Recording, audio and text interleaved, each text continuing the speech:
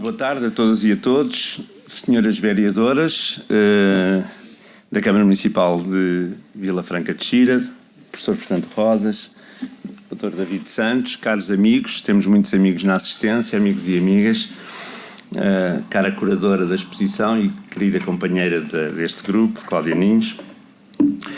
Eu gostaria, antes de mais, de agradecer ao professor Fernando Rosas, naturalmente, o convite, porque recebi esse convite pessoal. É uma honra, é a primeira vez que apresento um livro seu, que digo umas palavras, não vou apresentar o livro naturalmente profundamente, mas que constitui para mim uma honra naturalmente e naturalmente uma prova de confiança do meu antigo professor, portanto espero não o deixar mal hoje.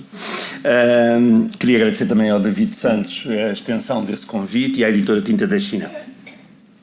Para estar hoje aqui convosco a apresentar o autor do livro e também as minhas notas, ou seja, partilhar as minhas notas de leitura de Direitas Velhas e Direitas Novas. Permitam-me que, antes de mais, vos apresente brevemente o autor e a sua obra, que é essencial para compreender este livro. O autor, depois de uma vida de intensa atividade política, que não se esgotou na data que eu vou usar, mas que efetivamente marcava esta data que eu vou usar, e no jornalismo, e após concluir o mestrado de História dos séculos XIX e XX pela Faculdade de Ciências Sociais e Humanas da Universidade Nova de Lisboa em 1986, que constituiu o primeiro mestre neste tema, e foi o ano em que tive a honra e o gosto de ser seu aluno na segunda turma que deu aulas. Foi convidado para assistente do Departamento de História da mesma faculdade e aí viria a prosseguir uma carreira académica como investigador e docente, doutorando-se em História Contemporânea em 1990, uma tese que todos temos em livro em nossas casas, estas duas grandes obras, já vou falar a seguir. O professor Fernando Rosas é, portanto, hoje em dia, como todos sabemos, professor emérito da Universidade Nova de Lisboa e professor catedrático jubilado de História Contemporânea da mesma universidade.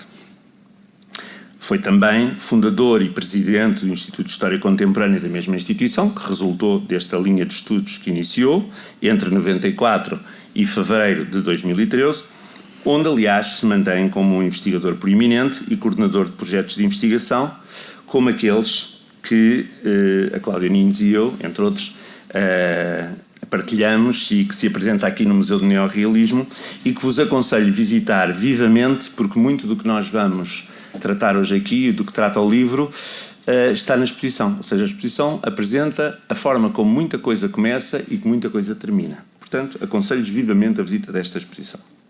Até 4 de maio.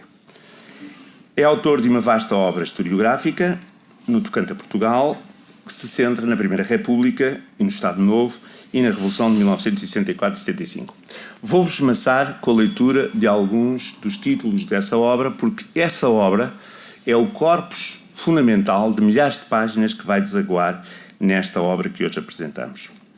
Foi ainda autor e apresentador das séries televisivas História à História, História à História à África e recordei, e muita gente recordou, meus colegas do domínio da arqueologia puseram muitos posts no mundo digital de como foi agradável rever o programa sobre a gripe espanhola quando estávamos todos em Covid. Portanto, muito aprendemos nesses programas. Os seus trabalhos têm traduções publicadas naturalmente em Espanha, em França, Itália, na Alemanha e no Brasil, para citar alguns dos países. Publicou variadíssimas obras como autor e dirigiu, coordenou e é coautor de muitas outras na área da sua especialidade. Gostava de recordar algumas que me parecem fundamentais, hoje aqui. As primeiras eleições legislativas sobre o Estado Novo, as eleições de 16 de dezembro de 1934. O Estado Novo nos anos 30, elementos para o estudo da natureza económica e social do salazarismo. Uma obra de 86. O salazarismo e a Aliança Luso-Britânica. Estudos sobre a política externa do Estado Novo nos anos 30 a 40. Salazar e o salazarismo. Portugal entre a paz e a guerra. Portugal e o Estado Novo, de que é coautor. O 7º volume da História de Portugal, dirigido pelo professor José Matoso, sobre o Estado Novo, que foi dirigido pelo professor Fernando Rosas. Dicionário de História do Estado Novo. Portugal e a Guerra Civil de Espanha. Armindo Monteiro e Oliveira Salazar, Correspondência Política. Salazarismo e Fomento Económico no ano 2000. Portugal, século XX, Pensamento e Ação Política. E Lisboa Revolucionária, um belíssimo belíssimo álbum, Roteiros dos Confrontos Armados do século XX, peço desculpa, e História da Primeira República Portuguesa em coordenação.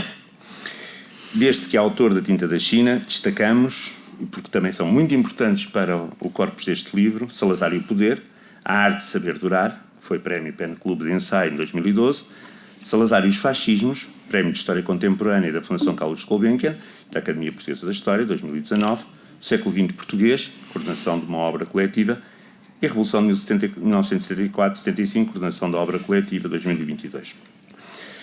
A vida política e pública do professor Fernando Rosas, naturalmente, registram ainda a sua eleição para deputado à Assembleia da República, 2001 e 2005, a 2010, portanto 2001, 2005 a 2010, e ainda foi candidato à presidência da República. Tenho particular gosto em destacar que integrou a Comissão Instaladora do Museu do Aljube e a Comissão Instaladora de Conteúdos e Acompanhamento Museográfico do Museu Nacional da Resistência e da Liberdade, que, como sabem, foi inaugurado no Forte de Peniche. Recebeu a medalha do Ministério da Ciência em 2017 e em 2016 foi condecorado pelo Sr. Presidente da República, o Dr. Jorge Sampaio, com a Ordem da Liberdade.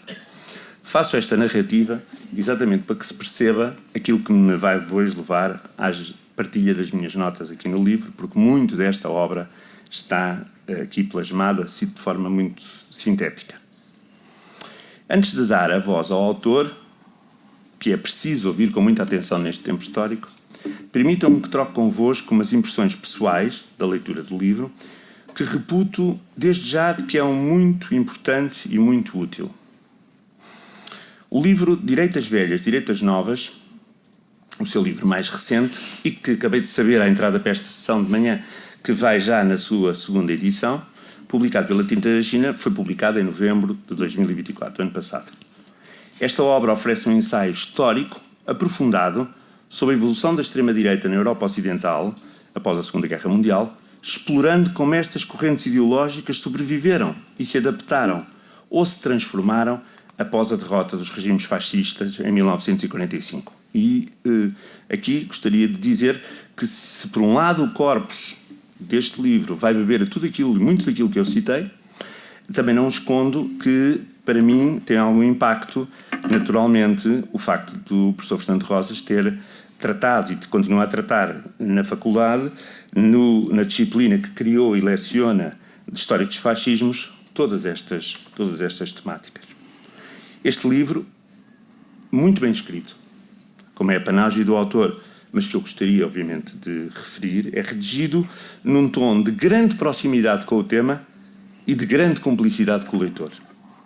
É muito útil neste tempo histórico, volto a insistir, sendo que o considero, permitam-me, até de leitura obrigatória. E é um livro que prende o leitor do princípio ao fim. Aliás, deve ser lido, permitam-me a sugestão, a par de outras obras do autor, algumas que eu citei atrás, e também algumas passagens essenciais da conversa do autor com Luís Trindade, publicado nas Práticas da História número 1 de 2016, bem como outras entrevistas recentes, como a que deu ao historiador Manuel Loff. E tudo isto está disponível online, portanto é fácil recuperar esta informação e confirmar o que estou a dizer. Este livro é um manual precioso, pois recupera muitas das ideias dos autores expressas nos outros livros e convoca-nos para compreender os fascismos da primeira metade do século XX e o ressurgimento da extrema-direita atual como um grande primeiro passo para a combater. E o livro do professor Fernando Rosas é, pois, um importante contributo e uma importante arma nesse sentido.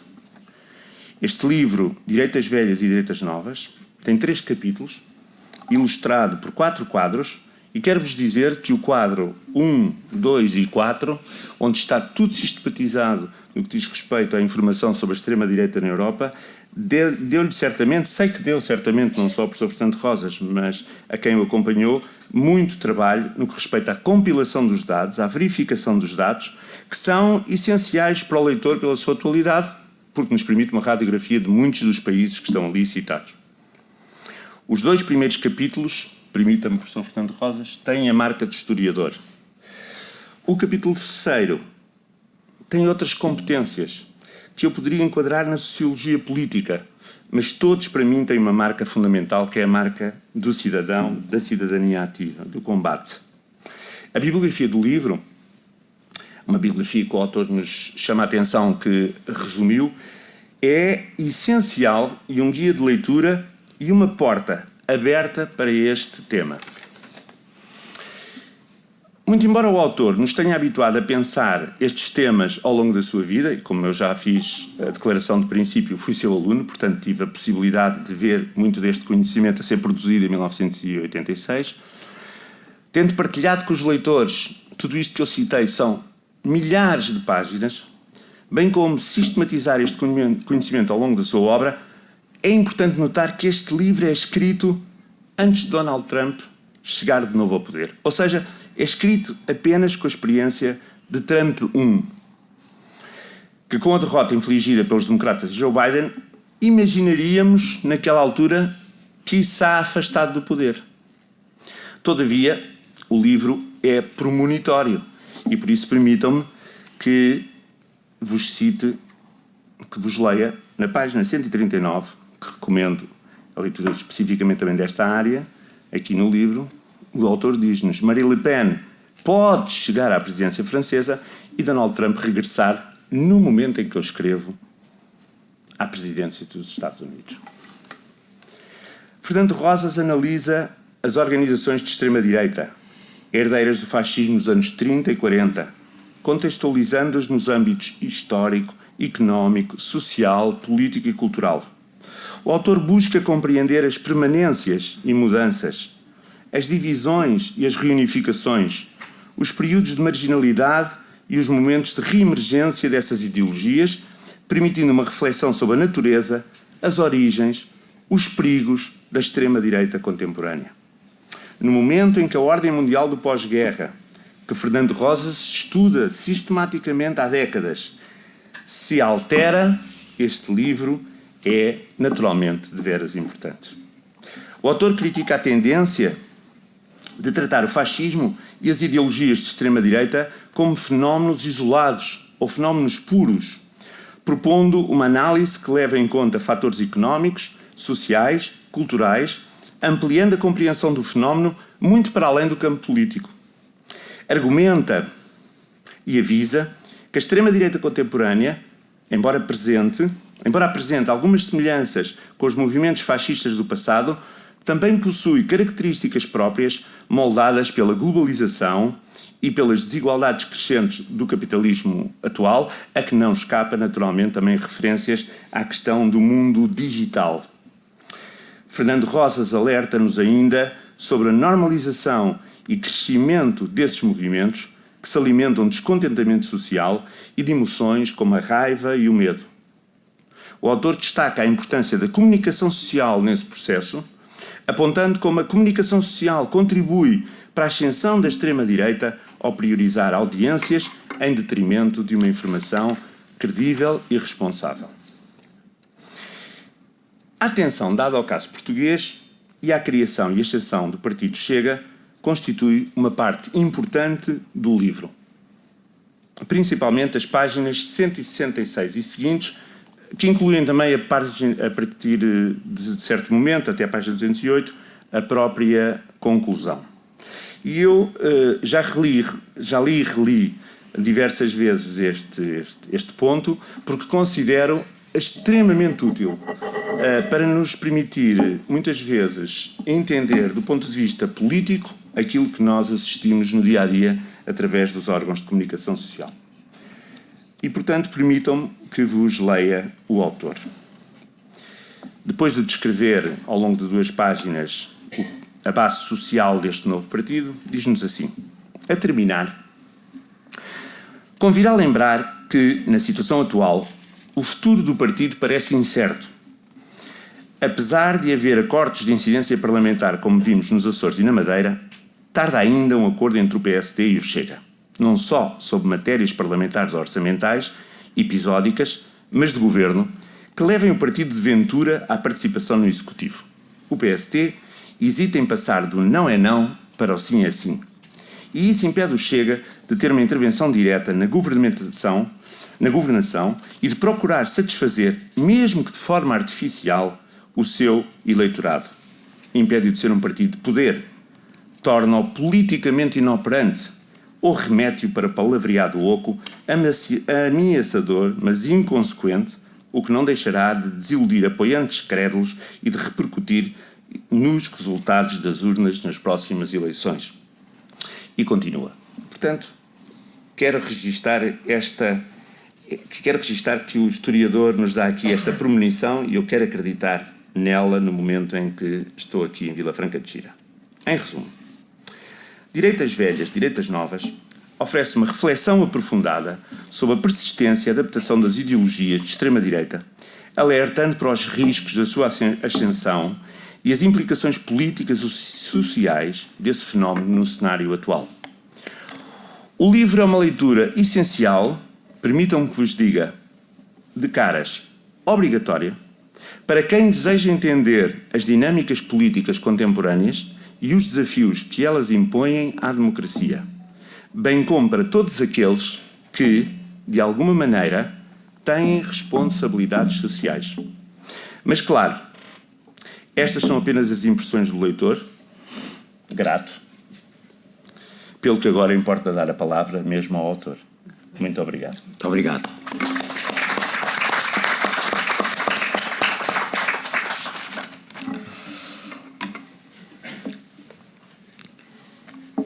Então, muito boa tarde a todas e a todos.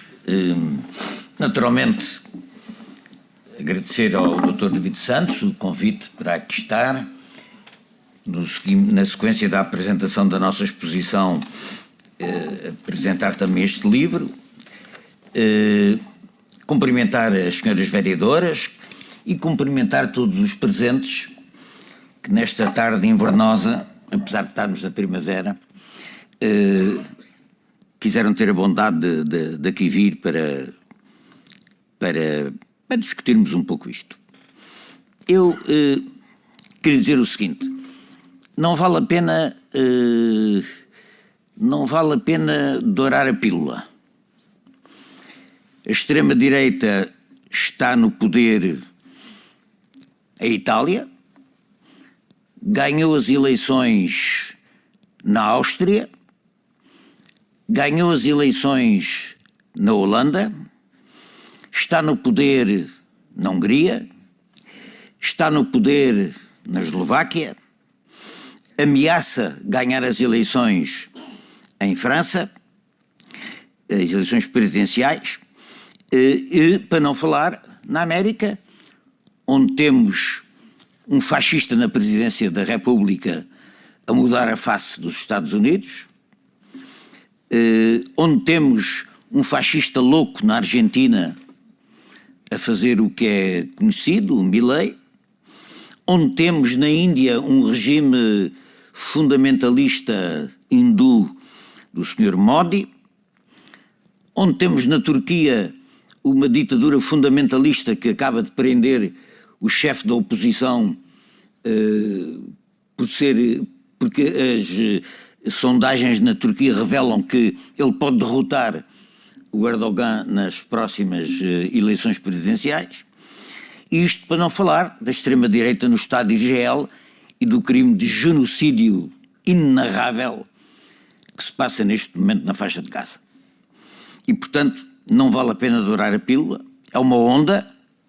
A extrema-direita está ao ataque na Europa, nas Américas, noutras partes do mundo, e ainda que a minha análise se restrinja, e é aí que esse foi o meu campo de estudo, sobre a extrema-direita na Europa, e sobretudo na Europa Ocidental, eu vou colocar 5 questões brevemente, às quais o livro tenta responder. A primeira questão é: de onde vem e por que cresce a extrema-direita? É preciso dizer isto porque a extrema-direita não cai do céu aos trambolhões. Como o fascismo nos anos 30 também não caiu do céu aos trambolhões. Não pode deixar de se considerar que a extrema-direita, no meu ponto de vista, que a extrema-direita vem de uma crise sistémica, uma crise, aquilo a que se pode chamar a segunda crise histórica dos sistemas liberais do Ocidente. Há uma crise histórica dos sistemas liberais e essa crise produz, entre outras coisas, produz uma extrema-direita que, com sucesso, se tem tentado impor como resposta à crise. Concretamente, o capitalismo no pós-guerra na Europa viveu 2 períodos.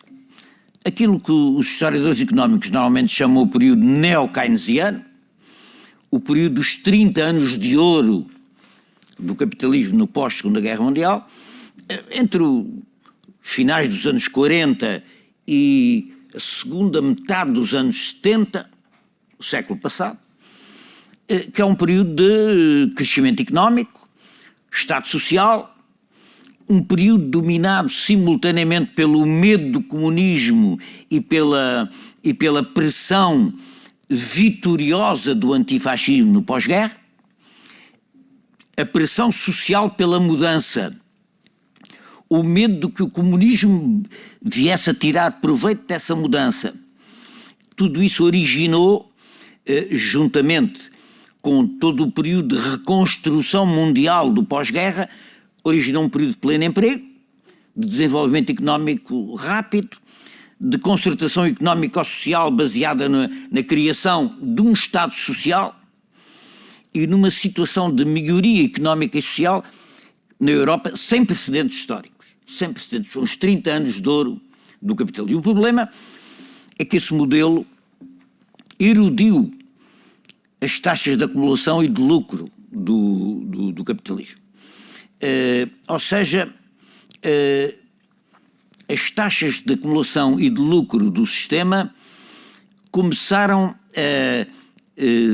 a ser atingidas pelo custo que o próprio sistema tinha em si próprio e, portanto, para não me alongar em explicações, há uma mudança estrutural, uma nova época do sistema capitalista que se abre a transição dos anos 70 para os anos 80 e que nós podemos chamar a época do neoliberalismo, ou seja, a época do capitalismo neoliberal a partir da transição dos anos 70 para os anos 80. Se vocês quiserem, que tem como epígonos políticos o governo de Margaret Thatcher em Inglaterra, o governo americano do Ronald Reagan, e depois, enfim, com continuações, mas com características que eu muito brevemente vou lembrar. É um governo que é administrado, quer dizer, quem administra esta época do capitalismo neoliberal são normalmente partidos políticos que vêm do centrão político, ou seja, centro-esquerda, centro-direita, alternando-se rotativamente ou até governando em conjunto. O novo sistema, a nova época, tem algumas características muito marcantes e com resultados. Primeiro, a financiarização especulativa. Reparem, o objetivo é restaurar as taxas de lucro, ou seja, combater o declínio da taxa de acumulação e da taxa de lucro, recuperar o capital que está a ser erudido até aí, e portanto a primeira medida, acumulação através da financiarização especulativa, ou seja, desprodutivização das economias, assentar a acumulação naquilo que o Marx chamou, na sua época, o capital fictício, especulação financeira. Segundo, liberdade de circulação de capitais, ou seja, enquanto na época anterior o Estado Nacional tem capacidade de regulação da movimentação de capitais e, portanto, não deixar o mercado de capitais dominar toda a lógica do desenvolvimento económico, portanto, liberdade absoluta de circulação de capitais, com óbvia desvantagem para os países menos desenvolvidos. Em terceiro lugar, privatização, quer dos setores económicos estratégicos, quer dos setores públicos, porque reparem, do ponto de vista do capital, é um apetite enorme transformar em negócio mercantil ou mercantilizado setores que têm uma procura máxima e inesgotável. Toda a gente precisa de saúde. Portanto, a saúde transforma-se num negócio. Toda a gente precisa de escola. Por que não transformar a escola num mercado? Toda a gente precisa de habitação. Portanto, libertar os capitais no mercado da habitação. E, portanto, a privatização de serviços públicos essenciais, na saúde, na educação, na habitação, na segurança social. Ou seja, os descontos para a segurança social, por que não integrá-los em fundos de pensões que são utilizados depois na especulação financeira?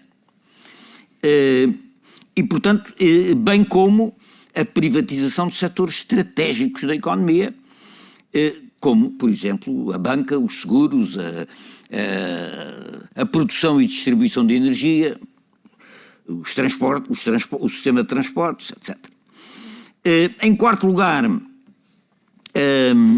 ofensiva, ainda dentro desta estratégia de recuperação, uma ofensiva para alterar as relações laborais e, portanto, tornar o despedimento mais fácil, aumentar a jornada de trabalho, dificultar a contratação coletiva. Os sindicatos nasceram.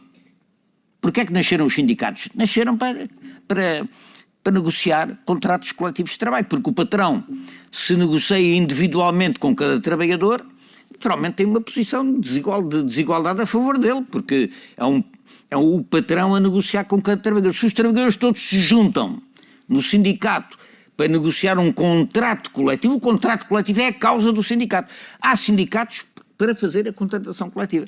E, portanto, um dos ataques que é feito é exatamente dificultar a contratação coletiva, tornar a contratação coletiva não uma coisa automática, mas uma coisa mais difícil, a renovação dos contratos, tudo isso facilita os despedimentos, também já falei nisso. O trabalho por turnos, que se tornou uma prática, e, sobretudo, a precarização geral do trabalho. Ou seja, neste momento, mais de 50% da força de trabalho em Portugal é precária. É o trabalho precarizado, ou seja, o que significou uma própria mudança na natureza da força de trabalho. Não é? A força de trabalho divide-se numa minoria que tem trabalho permanente, trabalho sem prazo, e numa maioria que está sujeita a um trabalho precário e, portanto, pode ser substituída rapidamente e, portanto, a sua capacidade reivindicativa baixa também. E, portanto, se quisermos extração da mais-valia em termos absolutos, em termos relativos, maximizar no campo das relações laborais a extração do lucro.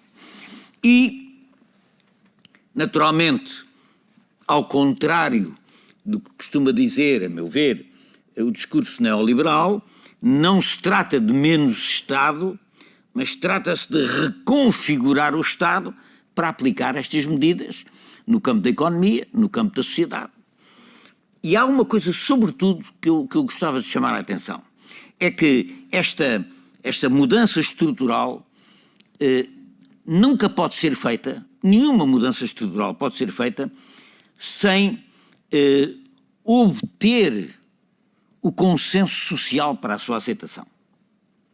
Ou pelo menos a neutralidade, ou pelo menos a passividade, ou pelo menos a anomia social para a aplicação dessas medidas. E, portanto, uma componente essencial da ofensiva neoliberal do capitalismo é uma contra-revolução cultural.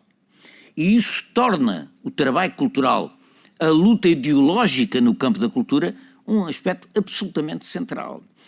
Porque é preciso anestesiar as pessoas. É preciso aquilo a que a Hannah Arendt chamava a banalização do mal. É preciso banalizar o mal, torná-lo aceitável. Reparem, como é que é possível a Europa não se levantar em uníssono contra os bombardeamentos em Gaza e contra o massacre em Gaza? É porque essa contra-revolução cultural está em curso, a banalização do mal. Aceita-se que seja assim. Quer dizer, há uma espécie de colapso moral das sociedades que fazem com que o arbítrio, a barbárie, a mortandade se torne aceitável. E isso é um trabalho de luta cultural. É um trabalho de luta cultural. A batalha cultural é essencial para a imposição desta nova ordem neoliberal que aí está. Bom, e o que se pode dizer é que esta mudança estrutural criou uma crise profunda nas sociedades, sobretudo nas sociedades europeias, que é onde se tinha verificado onde tinham tido êxito nas sociedades europeias, em parte na norte-americana, os 30 anos de ouro do capitalismo keynesiano, ou neo-keynesiano do pós-guerra. Uma crise económica, porque há encerramento de empresas, há deslocalização, há marginalização de boa parte do mundo do trabalho, há precarização. Bom, e eu pergunto se isso não é sentido em Portugal. Quer dizer, é normal que uma pessoa tenha que ir às 5 da manhã para a porta do hospital para obter uma consulta médica? É normal uma grávida ter que dar à luz em hospitais a 50 km de distância de casa ou a 30 km de distância de casa? É normal tirarem o filho a uma mulher que não tem dinheiro para pagar a habitação e portanto, não pode dar habitação ao filho e, portanto, a Segurança Social retire a criança? É normal uma pessoa receber 800, 900, 1000 euros de ordenado, que é o que se recebe em média 1000 e pouco, 1100, 1200 em Portugal, e as rendas de casa estarem a 1500, 2000, e ninguém hoje, um jovem que começa a vida, não ter habitação, porque a habitação é monopolizada pelas classes privilegiadas, pelos vistos gold, por estrangeiros ricos, e o mercado de habitação está totalmente entregue à especulação imobiliária, sem que ninguém faça nada, sem que não se esteja a ver nenhum tipo de solução para isto. Não há crise. Isso é a crise do sistema. A crise do sistema não é uma coisa abstrata. A crise do sistema é a crise da habitação, é a crise da saúde, é a crise da educação, isso é a segunda crise histórica dos sistemas liberais, porque não se passa num só país, passa-se no conjunto dos sistemas dos sistemas capitalistas do Ocidente, dos sistemas liberais do Ocidente.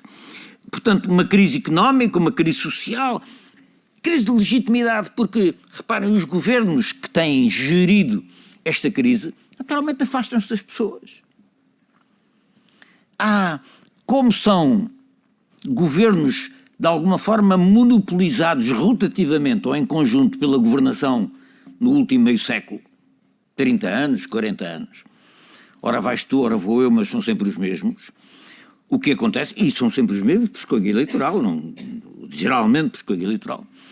O que se passa é que há uma tendência que é a tendência para a patrimonialização do Estado, ou seja, a certa altura o Estado é como se fosse um bem próprio e, portanto, a ligação entre o que é público e o que é privado deixa de ser uma coisa clara e, portanto, a corrupção instala-se. E, claro, há problemas seríssimos de corrupção nesta crise sistémica que estamos a viver. Ora bem, esta crise abriu uma janela de oportunidade a uma nova extrema-direita. A extrema-direita nunca deixou de existir. A extrema-direita neofascista nunca deixou de existir desde o fim da guerra. Existiu sempre, na Europa. Eu analiso isso no livro. Existia sob a forma de grupos terroristas, sob a forma de grupos desordeiros. De qualquer maneira, existia sob a forma de grupos marginais e pouco significativos eleitoralmente, mesmo quando concorriam a eleições. Não passava. A novidade na transição do século XX para o século XXI é que uma parte, não são todos, mas uma parte dessa extrema-direita reconfigurou-se. Anunciou que jogava dentro do sistema, que aceitava as eleições, que prescindia da violência, que concorria normalmente, como os outros partidos, aos atos eleitorais, ou seja, reconfigurou-se e passou a atuar eleitoralmente com sucesso. Uma parte dela, aquela que foi capaz de se reconfigurar com sucesso, reconfigurar-se do ponto de vista do discurso, reconfigurar-se do ponto de vista do tipo de intervenção que faz. Eu diria que a extrema-direita apresenta-se desde logo como a nova extrema-direita como uma força ordeira, sistémica, demarca-se com alguma cuidado da memória histórica do fascismo e do Holocausto, uns mais do que outros. À medida que ganham força, aliás, essa demarcação vai passando, como aconteceu agora nas eleições alemãs, onde a AfD, o partido de extrema-direita, mimetizou completamente muitos dos comportamentos e até das frases do próprio partido, Movimento Nacional Socialista, dos nazis na Alemanha. À medida que ganham força, vão perdendo esse disfarce distintivo relativamente ao passado fascista. Ou em Itália, onde as manifestações de camisas negras e de braços no ar estão outra vez na rua. Mas qual é o modus atuandi desta nova extrema-direita? Primeiro, reparem, a crise instala em amplos setores sociais, sobretudo setores de classes intermédias, pequenos proprietários, pequenos industriais, pequenos comerciantes, funcionários públicos titulares de rendimentos fixos, estudantes, jornalistas, por vezes membros das forças de segurança. Quer dizer, há insegurança, há o medo sobre o futuro, não se sabe bem o que é que se vai passar, quer dizer, as pessoas não sabem bem o que é que vai acontecer, onde é que eu vou morar, não tenho dinheiro para pagar a casa, onde é que eu vou morar, quem é que me vai tratar da saúde, onde é que vai nascer o meu filho, quer dizer, essa insegurança existe, a crise cria essa insegurança e é aí que atua a nova extrema-direita, exatamente como nos anos 30 do século passado, ou seja, explora o medo e instala a percepção do medo e da insegurança. Mesmo em sítios onde não há insegurança, instalar a percepção da insegurança. Nas classes intermédias ou em certos setores populares, com menor acesso à cultura, ao conhecimento, muitas vezes até um setor social que normalmente se abstém do ponto de vista da intervenção política, mas que, quando o medo se instala, tendem a voltar-se para a segunda componente desta intervenção, instalar o medo, transformar o medo em ódio. E essa é a segunda transformação importante que a nova extrema-direita explora o medo, transformando em ódio, ou seja, apelando ao instinto primitivo das pessoas, sobretudo das pessoas menos informadas, ou de uma parte das pessoas menos informadas. E portanto, o instinto primitivo o que é? É dizer, não, você está nessa situação por causa dos imigrantes, ou por causa dos ciganos, ou por causa... Antigamente, nos anos 30, foram os judeus. Os judeus eram o bode expiatório de tudo o que se passava de mal.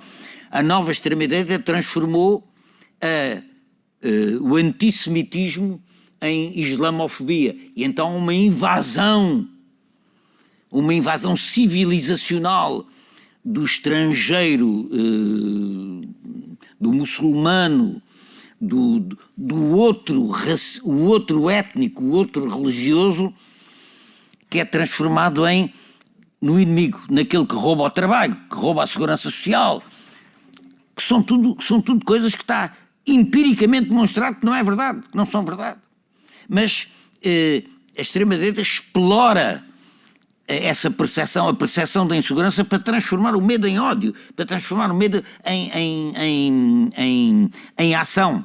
E, portanto, a xenofobia, o racismo, a perseguição dos imigrantes tomados como bode expiatório.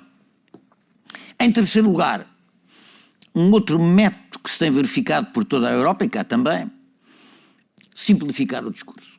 Ou seja, o discurso tem que ser muito simples. Não é? Isto está mal porque os imigrantes é que têm culpa, ou os comunistas é que têm culpa, ou os esquerdistas é que têm culpa. E, portanto, não há nenhuma discussão. Quem é que... Porquê? Porque, vocês reparem, numa aldeia, dessas aldeias antigas do Alentejo, essas aldeias velhas do Alentejo, onde uma boa parte da população se foi embora, para a imigração, estão os velhos, estão as pessoas mais velhas. São as pessoas velhotes como eu, não é? Então, são os que ficaram na aldeia.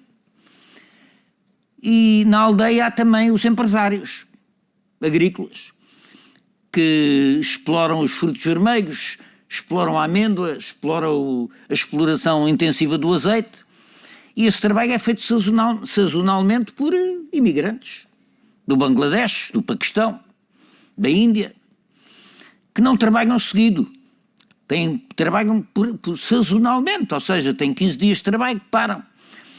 E as pessoas, e essa gente vive, aliás, em condições deploráveis e muitas vezes exploradas pelas máfias. Está na aldeia, quer dizer, e de repente no largo da aldeia os velhotes vêm sentados nos bancos os paquistaneses, os bangladeshes, e acham que aquilo é sentem aquilo como uma ameaça, o estranho, uma coisa qualquer que não estão habituados. É muito fácil entrar lá e dizer não, eles é que têm a culpa. Eles é que estão a ir para o centro de saúde e a aproveitar do Serviço Nacional de Saúde contra vocês. Eles é que vos estão a roubar a segurança social. Eles é que vos estão a roubar o trabalho. Quando toda a gente sabe que eles estão a fazer um trabalho absolutamente indispensável à economia portuguesa. Sem imigrantes, neste momento, a economia portuguesa colapsava. Mas não é essa a questão. Eles são tão imigrantes como foram os imigrantes portugueses. Mais de 1 milhão de imigrantes portugueses que foram para o mundo inteiro trabalhar. Portanto, nós até devíamos ter isso em consideração. Quer dizer, nós somos... Qual é a família portuguesa que não tem 1 ou 2 pessoas que tiveram a trabalhar na imigração? Quem são? Toda a gente tem gente na imigração, toda a gente foi trabalhar para a imigração.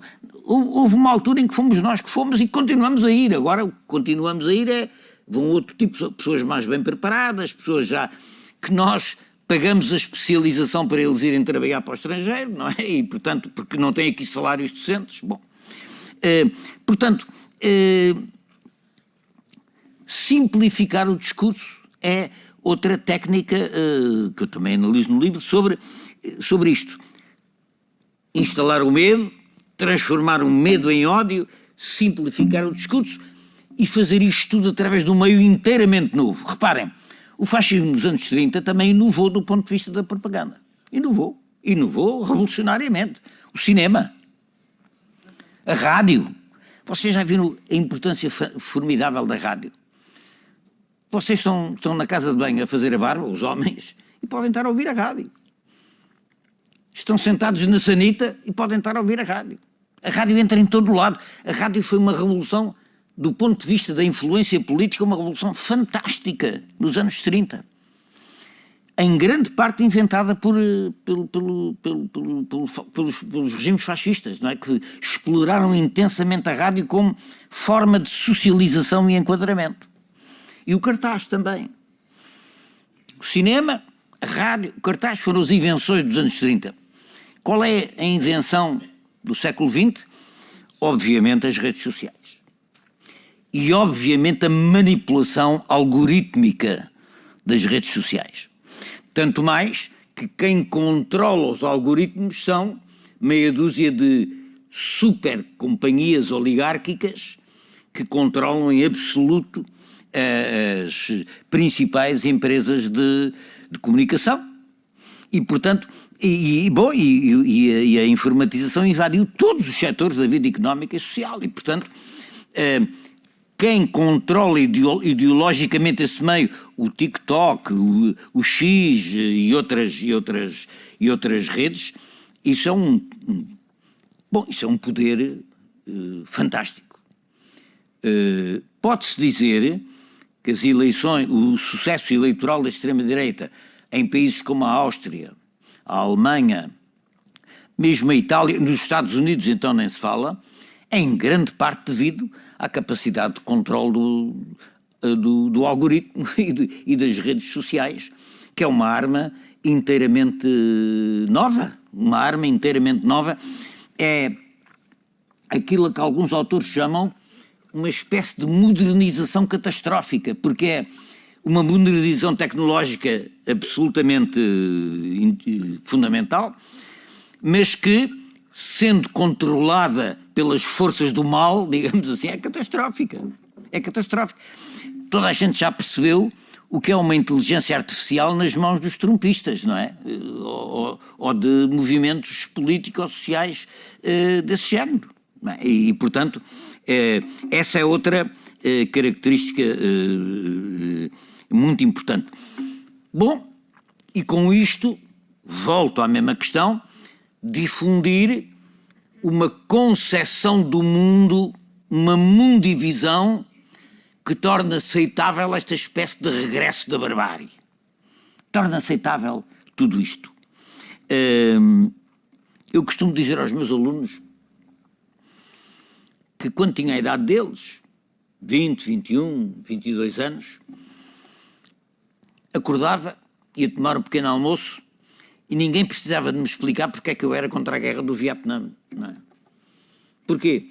Porque essa era a ideia dominante, ou seja, a cultura dominante nessa altura era que nós éramos contra a guerra do Vietnã, contra o imperialismo americano, contra aquela coisa toda. Era a hegemonia de uma certa visão do mundo na altura. Essa hegemonia mudou. E a visão dominante do mundo tornou-se outra. Tornou-se o mercado, tornou-se a concorrência, tornou-se o atropelar o próximo de qualquer maneira para aquela filosofia das startups, ou seja, do êxito individual contra qualquer restício de ação solidária conjunta. E, portanto, e que se traduz naquelas concepções do fim da história. A história acabou, o capitalismo venceu, a história acabou. O anticientifismo, a crença, aquelas crenças anticientíficas, vocês ficariam espantados por saber, e se calhar sabem, a adesão que tem, por exemplo, nos Estados Unidos, visões como que a Terra é plana, não é? Ou o secretário de Estado da Saúde, o ministro da Saúde do Trump é contra as vacinas. E coisas semelhantes, quer dizer, o anticientifismo, a substituição do raciocínio da razão pelo instinto, pela exploração do primitivo. E, portanto, uma espécie de anti-iluminismo que esta contra-revolução cultural vinda da nova extrema-direita instala. Segunda questão. Mas porquê é que esse descontentamento social que existe, esse mal-estar social que existe, fruto da ordem neoliberal, porquê é que isso é aproveitado pela direita e não é aproveitado pela esquerda? Houve épocas históricas em que esse descontentamento foi mais até aproveitado pela esquerda que pela direita. Também foi aproveitado pela direita, mas a esquerda também. Bom, a minha resposta, a resposta que eu proponho neste livro, é que a esquerda sofreu uma derrota histórica da qual não se recompôs inteiramente, que foi o desenlace da Guerra Fria. O desenlace da Guerra Fria, o desfecho da Guerra Fria, mandou embora com a água do banho o bebé, não é? E e o colapso da União Soviética, mesmo para aquela parte importante da esquerda que considerava que não se reconhecia no socialismo da União Soviética e que achava que aquilo não tinha nada a ver com o socialismo,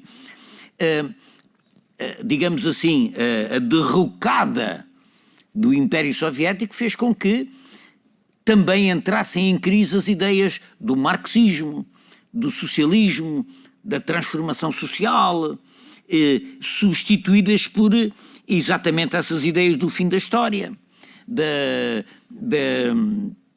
do triunfo e do there is no alternative, o chamado TINA, ou seja, não há alternativa, é assim.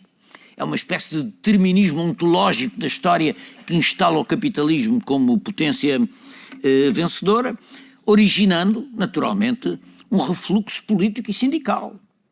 Sindicalmente a dessindicalização, o recuo das forças políticas e sindicais ligadas às várias esquerdas na Europa e não só na Europa, e é preciso dizer, perca de hegemonia ideológica em favor deste tipo de concepções que valorizam o mercado, o individualismo, a concorrência, e é preciso dizê-lo também, o facto de ter havido uma espécie, na Europa em particular, de capitulação da social-democracia, do ponto de vista da sua rendição ao sistema neoliberal.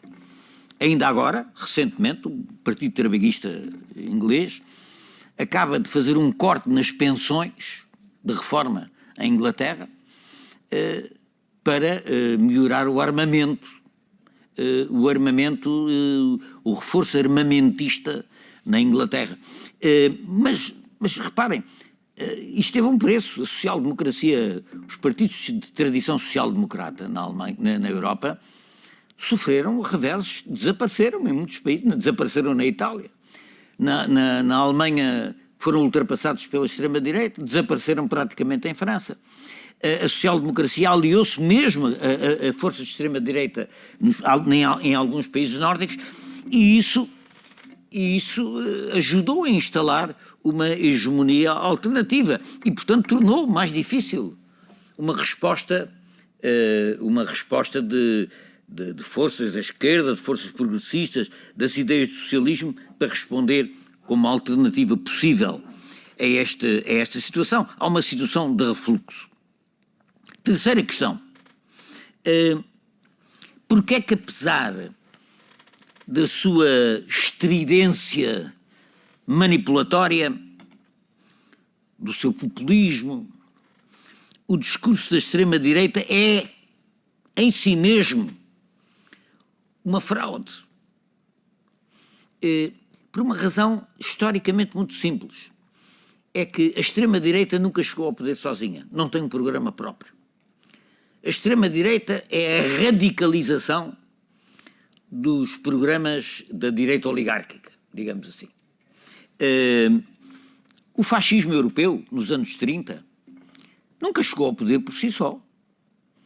Seja na Itália, seja na Alemanha, na Itália do Mussolini ou na Alemanha nacional-socialista, os movimentos fascistas, ou o movimento nazi, chega ao poder pela aliança com parte da oligarquia. Ou seja, o fascismo enquanto regime é uma espécie de aliança entre esta direita, esta extrema-direita populista, se quiserem, entre este fascismo plebeu e uma parte da oligarquia que se rende ao fascismo, que se alia com o fascismo.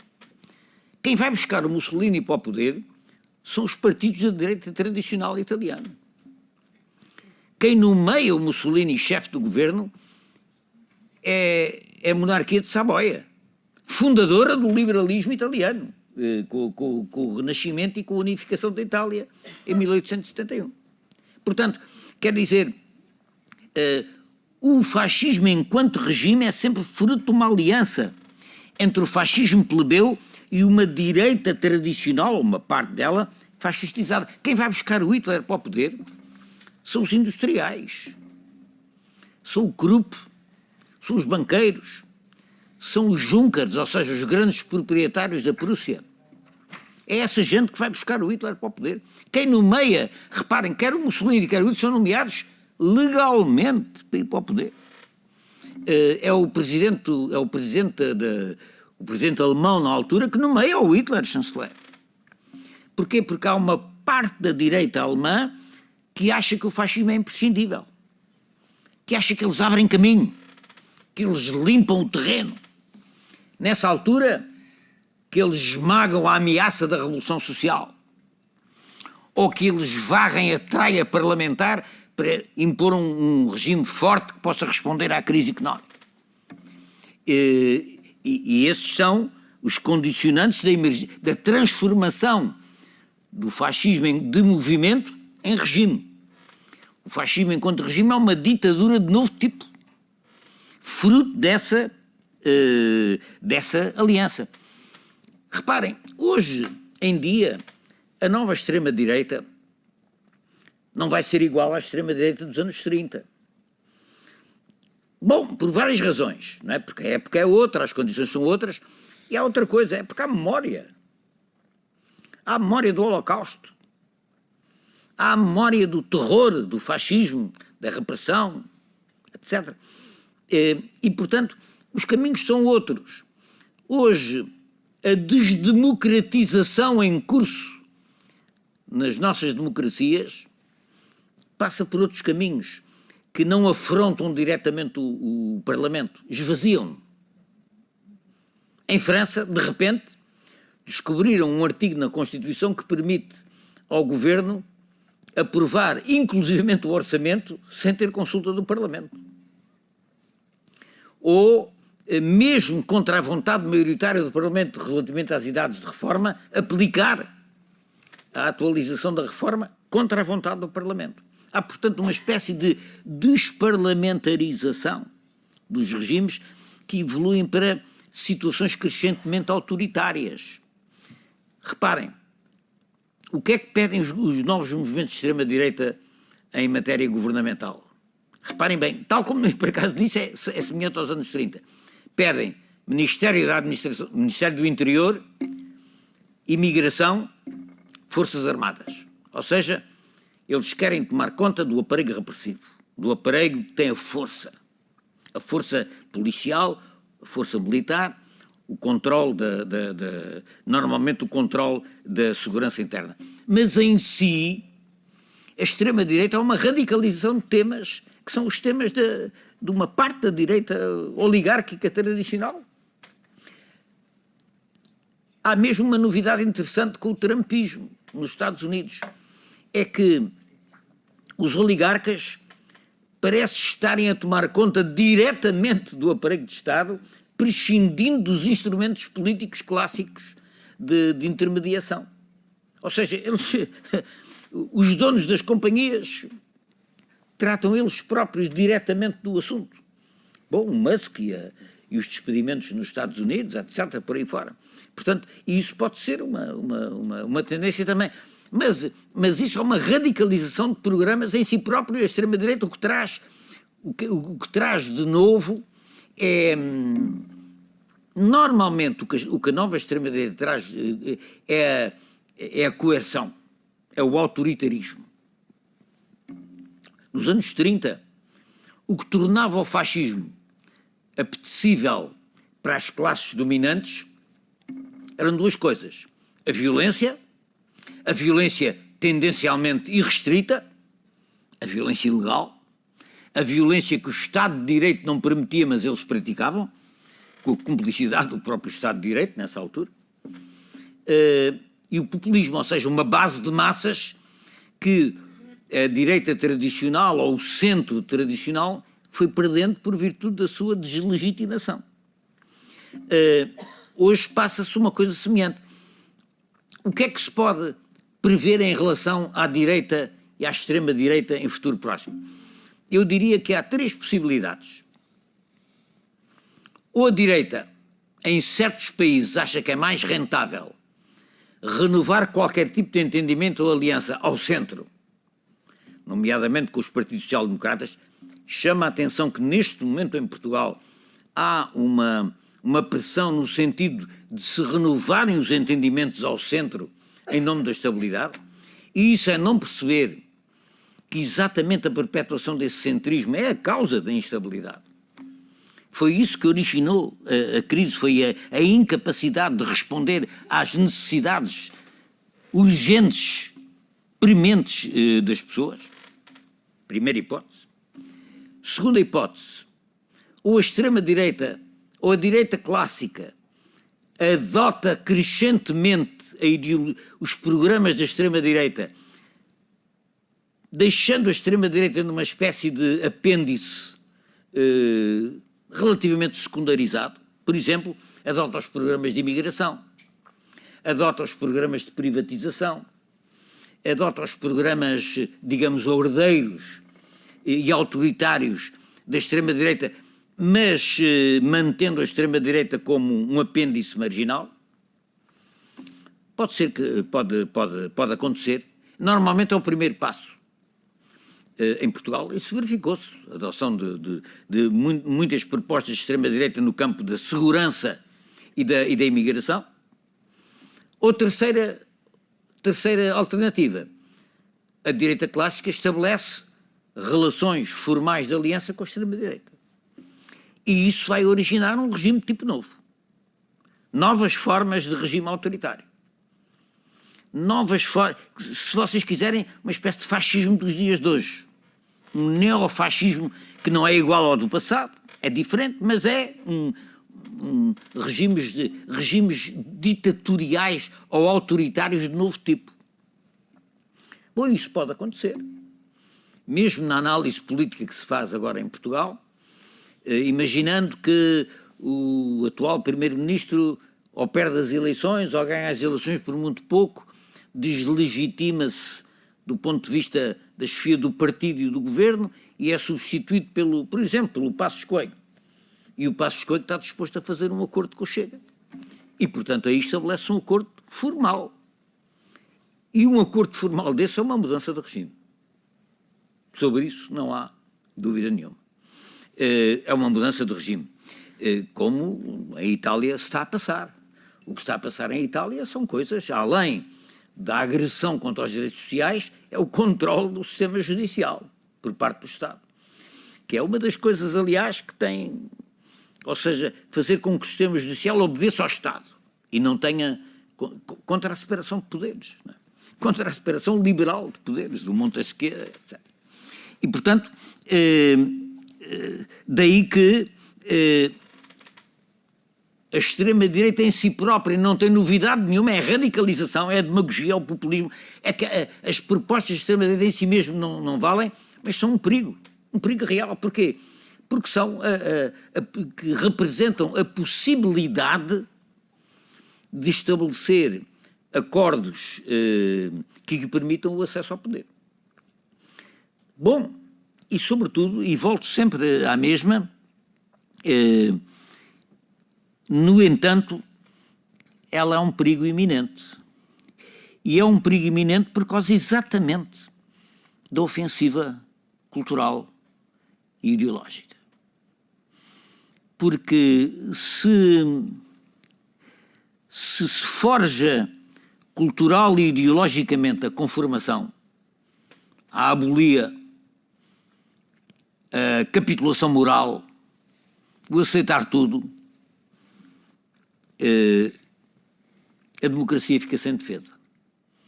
Se nesta revolução cultural, nesta contra-revolução cultural, esta contra-revolução cultural vai a tudo, não tenham ilusões.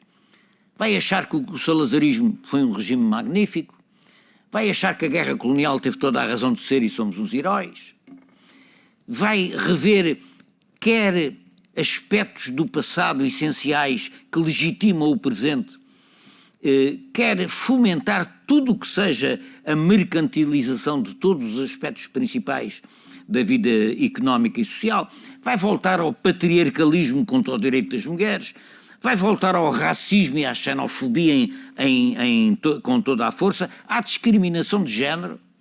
Vejam o que é que está a passar nos Estados Unidos. O Trump cancelou todos os programas, quer de institutos de Estado, quer das universidades, que contemplem a inclusão, quer de mulheres, quer de minorias étnico-raciais ou de género. Portanto, quer dizer, não há que ter ilusões.